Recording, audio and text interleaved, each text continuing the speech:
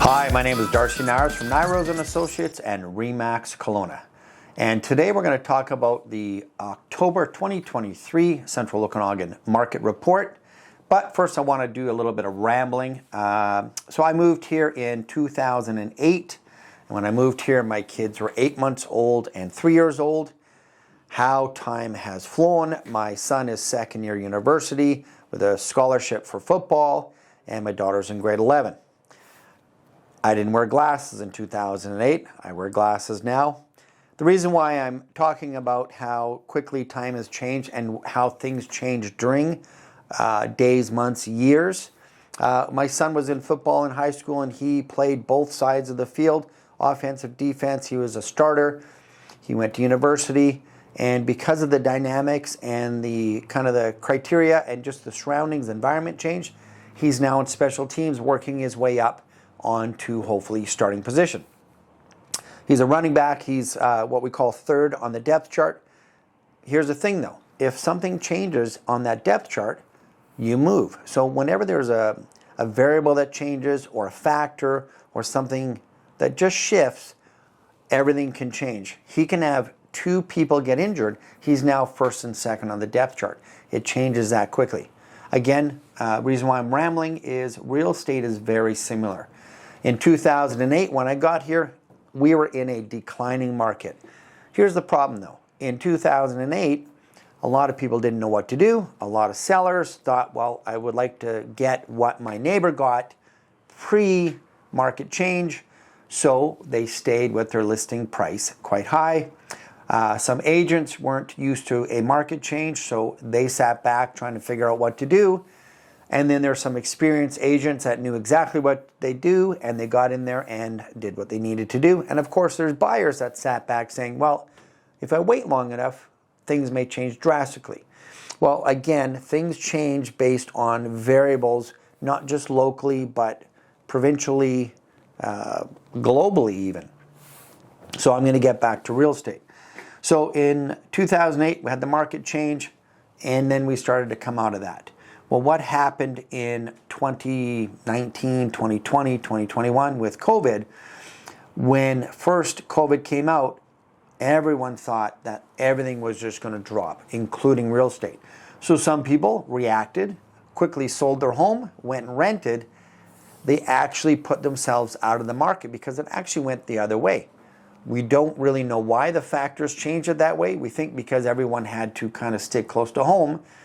So they decided that they had extra disposable income and they wanted to actually have an environment where they could enjoy themselves, i.e.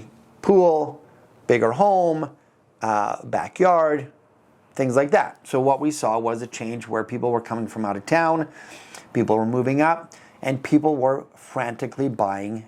And the factor that changed was price wasn't an issue because interest rates were so low. So we kept seeing the price kept pushing up. Move fast forward to today, things have changed. Interest rates have moved up. COVID is, we're going to say, is kind of gone away, even though it is around, but we're not having the restrictions we had.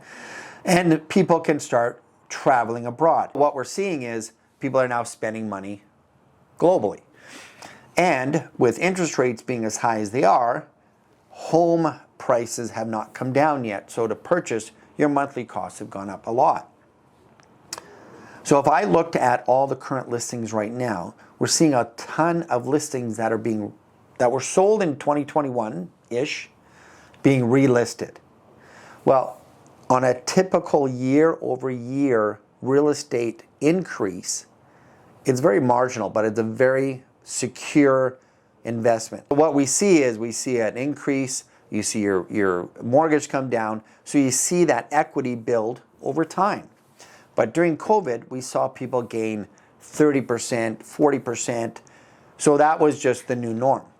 Well, what we're seeing right now, people that bought in 20, 21, 22 are still wanting that very unusual equity gain, price appreciation that isn't a typical real estate investment security, where over time, real estate is a phenomenal investment, but some of these people are listing their home right now that they bought 2 years ago, and expecting or hoping for a phenomenal return when the market and the interest rates aren't really bearing that, allowing that to happen.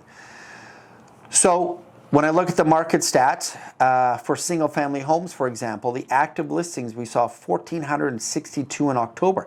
That is a 15% increase over October last year. So that means we're seeing 15% more homes come on the market over this time last year. Now, 2% down over September. September is that typical time of year where we see that increase in the fall market of listings. So that's to be expected. But this time over last year at 15%, we're still seeing listings come on, and we're not seeing a lot of them sell because of the price versus the purchase gap that we're seeing with the buyers. So we move on to sales. We saw 124 sell in October. We're down 14% over this time last year. So when you look at sales down 14% and listings up 15%, we're seeing that gap get wider and wider. We did see an 0.8, so not even 1% increase over September.